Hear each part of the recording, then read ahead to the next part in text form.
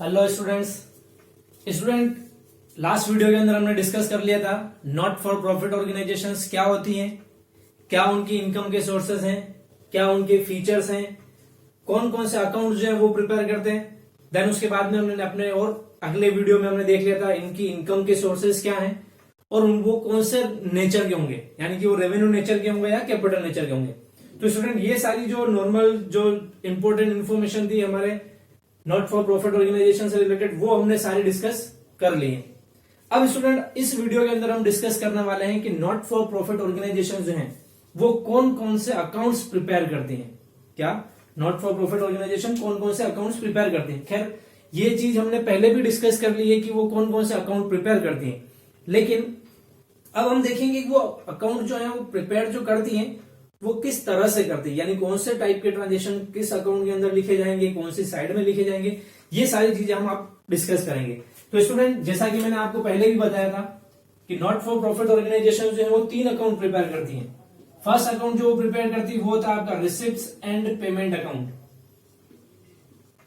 कौन सा होता है first account? Receipts and payment account. Second account जो प्रिपेयर करती है वो होता है आपका income and expenditure account. And third जो प्रिपेयर होता है अकाउंट वो होती है आपकी बैलेंस शीट। तो ये 3 मेजर इंपॉर्टेंट अकाउंट जो है जो हर नॉट फॉर प्रॉफिट ऑर्गेनाइजेशन या नॉन प्रॉफिट ऑर्गेनाइजेशन जो है प्रिपेयर करती है। First one is receipts and payment account, second one is income and expenditure account and third one is balance sheet. अब हम देखते हैं इनमें से सिंगल अकाउंट को कि वो किस तरह से प्रिपेयर होते हैं, कौन से ट्रांजेक्शन जो इसके अंदर लिखे जाएंगे। तो स्टूडेंट सबसे पहले हमारा अकाउंट आता है रिसिप्ट्स एंड पेमेंट अकाउंट।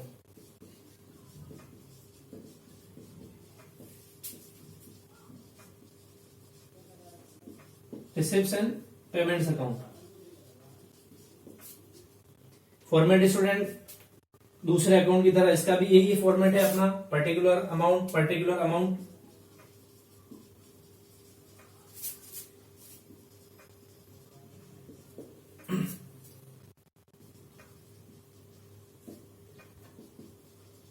जैसा कि दूसरी ऑर्गेनाइजेशंस अपने अकाउंट जो प्रिपेयर करती है वो लास्ट डेट को, ईयर की जो लास्ट डेट होगी उस डेट को प्रिपेयर करती है। तो उसी तरह से रिसिप्ट्स एंड पेमेंट अकाउंट जो है वो भी लास्ट डेट को प्रिपेयर होते हैं। तो फॉर द ईयर एंडेड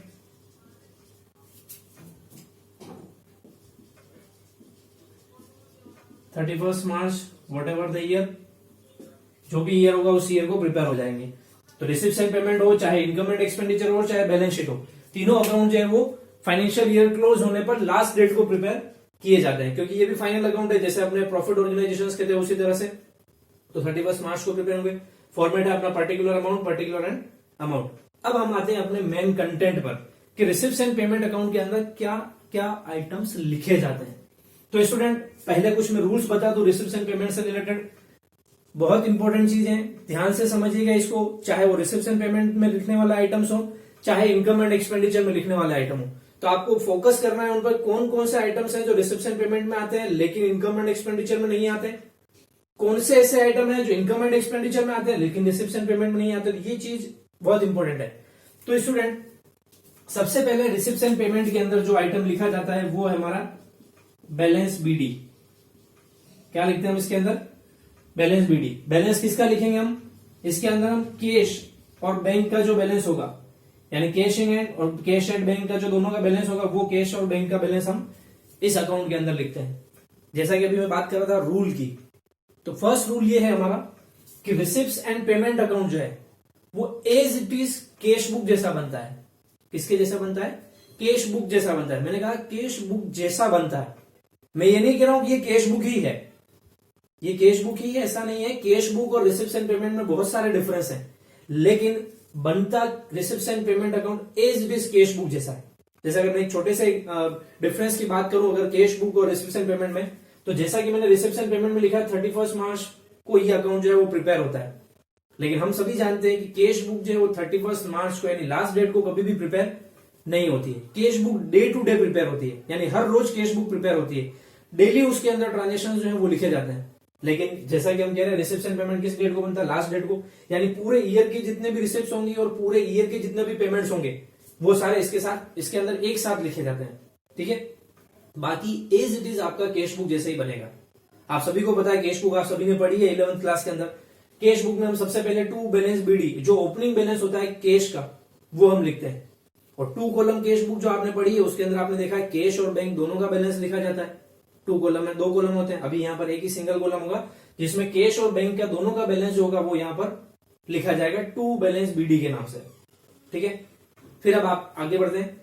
आप सभी को पता है कैश बुक का रूल क्या है, कैश बुक में एंट्री की है सबने 11th क्लास में। कैश बुक का रूल क्या है कि जब हमारे को कैश रिसीव होता है, when we receive cash then we record in the debit side of the cash book. Debit side में लिखते हैं कैश बुक की, जब हमारे पास पैसे आते हैं, कैश रिसीव होता है तो हम डेबिट साइड में लिखते हैं।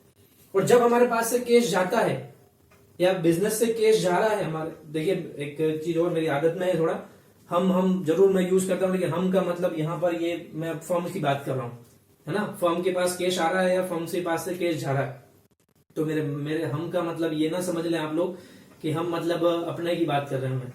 मैं अपनी बात नहीं कर रहा हूं, मैं फर्म की बात कर रहा हूं। जहां पर भी मैं ये सब वर्ड यूज करूं, हमारे को कैश रिसीव हो रहा है, हमारे को हम पे कर रहे हैं, तो समझ लीजिएगा आप मैं अभी फर्म की बात कर रहा हूं।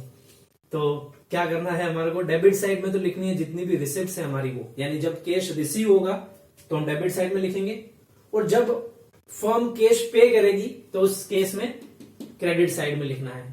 ये रूल सभी को पता है। तो सेम केस ऐसा भी है, जितनी भी रिसिप्ट्स हो, आपने रिसिप्ट सुबह मतलब मैंने लास्ट वीडियो के अंदर देख ली थी कि नॉट फॉर प्रॉफिट ऑर्गेनाइजेशंस की इनकम के सोर्सेज जो आपने देखे, तो वो सारी रिसिप्ट्स होंगी, तो वो सारी रिसिप्ट्स अपने को इस तरफ लिखनी है। तो क्या क्या हो सकती है, जैसे एंट्रेंस फीस हो सकती है,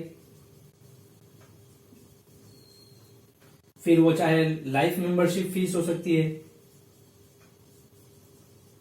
वो डोनेशन हो सकता है,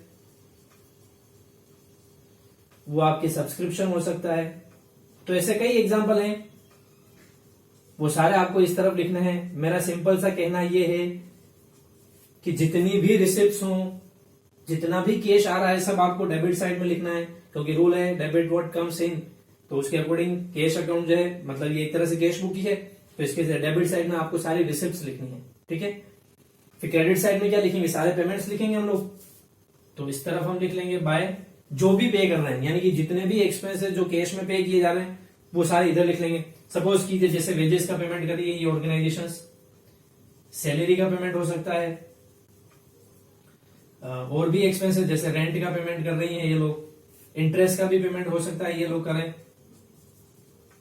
तो टू इंटरेस्ट। ये सारी चीजें हमारे को क्रेडिट साइड में लिखनी है, या फिर सिंपल वर्ड्स में कहें कि जितना भी पेमेंट किया जा रहा है वो सारा किधर लिखना है, क्रेडिट साइड में लिखना है। फिर स्टूडेंट इसके साथ में ही इसके अंदर हमारे को लिखना है बैलेंस सीडी। क्या करना है, बैलेंस सीडी। कैश बुक सभी ने बनाई है, आप सभी को पता है कैश बुक कैसे बनती है।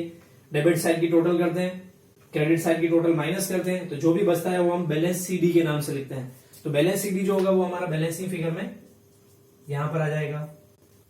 ठीक है, तो डीआर की टोटल करेंगे, सीआर माइनस करेंगे, जो भी बचेगा हमारा बैलेंस सीडी आ जाएगा। वो बैलेंस सीडी कैश का भी हो सकता है और बैंक का भी हो सकता है। अभी दोनों कैसे हो सकते हैं, तो उस केस में आपको एक बैलेंस दे रखा होगा। सपोज कीजिए कैश का बैलेंस आपको गिवन है ऑलरेडी, क्लोजिंग बैलेंस, तो आप डीआर की टोटल करेंगे, ये सब टोटल माइनस करेंगे, जिसमें कैश भी इंक्लूड होगा, उनको सभी को माइनस करेंगे, तो बचेगा वो बैंक बैलेंस आ जाएगा हमारे पास में। तो इस तरह से कैश और बैंक दोनों का भी क्लोजिंग हो सकता है, सिंगल बैलेंस सीडी भी हो सकता है। तो कैसे निकलेगा, डीआर की टोटल करेंगे हम लोग, उसमें से सीआर वाले टोटल माइनस कर लेंगे, तो जो भी बचेगा हमारा वो बैलेंस आ जाएगा। तो इस तरह से हमारा रिसिप्ट्स एंड पेमेंट अकाउंट जो है वो प्रिपेयर हो जाएगा। तो स्टूडेंट कुछ नया नहीं पढ़ा है हमने, मैंने केवल आपको वापस पीछे लेके गया हूं, एक क्लास पीछे 11th क्लास के अंदर कैश बुक पढ़ते थे हम लोग, वहां पर पढ़ी थी, बस मैंने वही इसको वापस रिवाइज करवा दिया आपको कि नाम चेंज हुआ है, केवल रिसिप्ट्स एंड पेमेंट अकाउंट है, ये कैश बुक ही है। लेकिन एक चीज मैंने बहुत क्लियर कर दी है, कहीं ये ना हो आप कह दो ये तो कैश बुक ही है। मैंने ये भी क्लियर कर दिया आपको, ये कैश बुक जैसी बनती है लेकिन कैश बुक नहीं है, डिफरेंस आप लोगों को बता दिया। ठीक है, ईयर के एंड में बनती है, ये समरी है। कैश बुक में जैसे सारी चीजें डिटेल में होती है कि इस दिन इतना रिसीव हुआ, इतना पे किया, तो डे वाइज ट्रांजेक्शन लिखे जाते हैं, लेकिन ये कोई डे वाइज ट्रांजेक्शन नहीं है, ये पूरे ईयर के ट्रांजेक्शन जो है उनकी समरी है। यानी अगर मैं यहाँ पर वेजेस शो कर रहा हूं तो इसका मतलब ये पूरे ईयर में जितनी वेजेस का पेमेंट किया है वो है। ना कि एक दिन में मैंने जो वेजेस का पेमेंट किया वो। तो ये थोड़ा डिफरेंस है कैश बुक और रिसिप्ट्स एंड पेमेंट अकाउंट में, ठीक है। तो बनाना कैसे है वो आपको पता लग गया। अब स्टूडेंट इससे रिलेटेड कुछ इंपॉर्टेंट रूल्स जो हैं वो डिस्कस कर लेते हैं हम लोग, क्योंकि वो चीजें बहुत जरूरी है। जैसा फर्स्ट रूल तो मैंने बता दिया आपको कि कैश बुक जैसा बनता है। Second rule, receipts and payment account के अंदर सारे नेचर के, चाहे वो रेवेन्यू नेचर का हो चाहे कैपिटल नेचर का हो, बस रिसिप्ट होनी चाहिए और पेमेंट होना चाहिए, उनको लिखेंगे हम लोग। इन सिंपल वर्ड्स अगर बात करें तो रिसिप्ट्स एंड पेमेंट अकाउंट के अंदर कोई से भी ईयर का ट्रांजेक्शन हो, देखो एक रूल तो ये हो गया कि इसमें रेवेन्यू नेचर के भी लिखेंगे और कैपिटल नेचर के भी लिखेंगे। यानी देखो मैंने यहाँ पर लाइफ मेंबरशिप फीस भी लिखा है, मैंने एंट्रेंस फीस भी लिखा है, मैंने डोनेशन भी लिखा है, मैंने सब्सक्रिप्शन भी लिखा है। तो इसका मतलब क्या हुआ कि इसमें चाहे रेवेन्यू नेचर का हो चाहे कैपिटल नेचर का हो, कोई से भी नेचर का ट्रांजेक्शन हो, इसमें हमारे को लिखना है। बस रूल क्या मतलब उसके लिए कंडीशन क्या है कि कैश आना चाहिए और कैश जाना चाहिए। इससे कोई मतलब नहीं है वो रेवेन्यू नेचर का है या कैपिटल नेचर का है। तो इजी सी बात है, ज्यादा दिमाग लगाना नहीं। क्या करना है, पैसे आ रहे हैं लिख लो, पैसे जा रहे हैं लिख लो। बट रूल है कि दोनों नेचर के लिखे जाते हैं, रेवेन्यू हो चाहे कैपिटल हो। दो रूल हो गए। तीसरा रूल, इसके अंदर कोई से भी ईयर का ट्रांजेक्शन हो, क्या कोई से भी ईयर का हो, चाहे वो लास्ट ईयर का ट्रांजेक्शन हो, चाहे वो करंट ईयर का ट्रांजेक्शन हो, या चाहे वो नेक्स्ट ईयर का ट्रांजेक्शन हो, अगर आपने पे किया है या रिसीव हुआ है तो लिख दीजिए। ये मत सोचिएगा अरे यार ये तो ट्रांजेक्शन इस ईयर का है ही नहीं, ये तो पिछले ईयर की सैलरी का पेमेंट है, इस ईयर में कर रहा है, तो लिखे या नहीं लिखे। क्योंकि आप सभी को पता है कि हमारे अकाउंटिंग में दो बेसिस होते हैं, कैश बेसिस और एक्रूअल बेसिस। और आपको ये भी पता है कि कैश बुक जो होती है वो कैश बेसिस पर मेंटेन होती है, ना कि एक्रूअल बेसिस पर। लेकिन एक्रूअल बेसिस में ये होता है कि जो ट्रांजेक्शन जिस ईयर का है उसी ईयर में लिखते हैं, और अगर अगले पिछले ईयर के होते हैं तो उनका हम एडजस्टमेंट करते हैं। लेकिन रिसिप्ट्स एंड पेमेंट के अंदर कोई एडजस्टमेंट नहीं होगा। जैसा कि मैंने बोला, कोई से भी ईयर का ट्रांजेक्शन हो लिख दीजिए आंख बंद करके। बस होना क्या चाहिए, कैश रिसीव होना चाहिए या कैश पेमेंट होना चाहिए। समझ में आया? 3 रूल हो गए। चौथा रूल, इसके अंदर डेबिट बैलेंस भी होगा और क्रेडिट बैलेंस भी होगा। यानी आपको डेबिट बैलेंस जो है कैश और बैंक का डेबिट बैलेंस जो है वो यहाँ पर कैश बैलेंस बीडी के नाम से लिखना है। फिर डिफरेंस जो भी निकलेगा वो डिफरेंस क्लोजिंग बैलेंस के नाम से शो होगा। अगर कैश का दे रखा है तो बैंक आ जाएगा बैलेंसिंग फिगर में, बैंक का दे रखा है तो कैश आ जाएगा। और अगर दोनों नहीं है, एक सिंगल ही है, तो आप बैलेंस सीडी के नाम से उसको लिख सकते हैं। ठीक है, ये चौथा रूल हो गया। फिर एक चीज और कि इसमें किसी भी टाइप का कोई एडजस्टमेंट नहीं होता है ना, इसमें किसी भी टाइप का कोई एडजस्टमेंट नहीं होता। जैसे एडजस्टमेंट हमने पढ़े हैं आउटस्टैंडिंग एक्सपेंसेस के लिए, प्रीपेड एक्सपेंसेस के लिए, एक्रूड इनकम के लिए, अनअर्न्ड इनकम के लिए। तो इस टाइप के जितने भी एडजस्टमेंट्स है वो कोई भी एडजस्टमेंट इसके अंदर नहीं होता है। ये चीज भी आपको ध्यान रखनी है। लास्ट रूल, इसके अंदर ओनली कैश के ट्रांजेक्शन्स लिखे जाते हैं, नॉन कैश ट्रांजेक्शन्स कभी भी रिकॉर्ड नहीं होते हैं। जैसा कि मैं शुरू से बोलता हूं ये कैश बुक जैसी है, तो कैश बुक का रूल यही है कि उसमें केवल कैश के ट्रांजेक्शन्स को रिकॉर्ड किया जाता है। तो इसका भी रूल यही है कि इसके अंदर ओनली कैश के ट्रांजेक्शन्स को रिकॉर्ड किया जाता है, नॉन कैश ट्रांजेक्शन्स को इसके अंदर रिकॉर्ड नहीं करता है। For example depreciation, depreciation non cash transaction है, तो डेप्रिसिएशन इसके अंदर कहीं पर भी शो नहीं होगा। ये जितने भी मैंने ट्रांजेक्शन लिखे हैं ऐसे ट्रांजेक्शन है जिसमें या तो कैश आ रहा है या जा रहा है। नॉन कैश ट्रांजेक्शन इसमें मैंने एक भी नहीं लिखा है। तो ये चीज आपको भी ध्यान रखनी है। देखिए स्टूडेंट, मैंने आपको जो नोट्स शेयर किए हैं या मैं नोट्स आपको शेयर करूंगा उसके अंदर मैंने सारे रूल्स मेंशन किए हैं कि कौन सा अकाउंट बनाते वक्त कौन सा रूल जो हमें एप्लीकेबल करना है। तो वैसे मैंने इस वीडियो में बता दिए, आप पोस्ट कर करके अपने नोट जो रूल्स मैंने बताए हैं वो रूल्स नोट कर लें, और नहीं तो मैंने नोट्स के अंदर ये सारी चीजें शेयर की है। क्लियर? फॉर्मेट बना लीजिए, डिटेल फॉर्मेट इसका चाहिए, बुक के अंदर दे रखा है। वैसे फॉर्मेट की जरूरत नहीं, मैंने क्या बोला, रटना नहीं है, कंसेप्ट क्लियर करना है। और अपना कंसेप्ट क्लियर है, कैश आता है तो इधर लिखो, जाता है तो इधर लिखो, कौन से ईयर का है, मतलब रेवेन्यू का है, कैपिटल का है, ऐसा कुछ देखने की जरूरत नहीं है। बस लिखो, अकाउंट कंप्लीट करो। Clear? Note it down. Thank you.